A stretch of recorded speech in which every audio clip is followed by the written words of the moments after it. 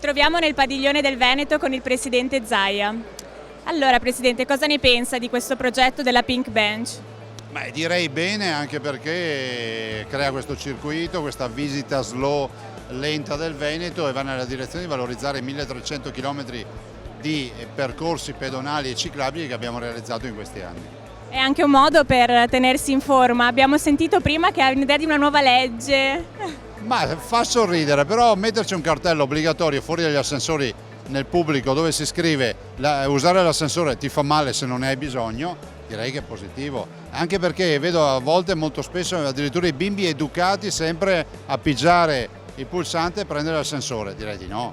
E poi l'ascensore non c'è per chi veramente lo deve usufruirne.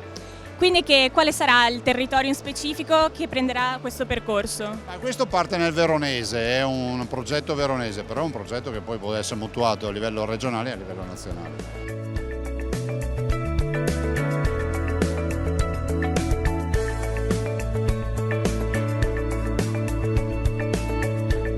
E ci può dire qualche dato sui vini veneti in questo momento? Guardi, facendo il punto qui al Vinitaly del comparto vitivinicolo, la nostra filiera di punta dell'agricoltura veneta, possiamo dire che in questo momento noi abbiamo circa 100.000 ettari, manca poco, di vite piantate nel Veneto, di cui 5.900 sono biologici puri, e in questo comparto abbiamo 29.265 aziende che con 30.000 addetti danno al nostro Veneto più di 1,5 miliardi di prodotto lordo vendibile solo di produzione e 2,2 miliardi per quanto riguarda l'export. Noi siamo la prima regione d'Italia per produzione di uva, quest'anno abbiamo chiuso con ben 15,5 milioni di chili prodotti per 12 milioni e mezzo di ettolitri di vino e quindi col 37% della produzione nazionale. Solo l'export,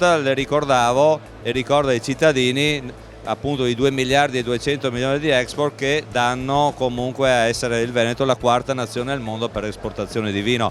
E qui al Vinitaly abbiamo l'espressione massima delle nostre eccellenze.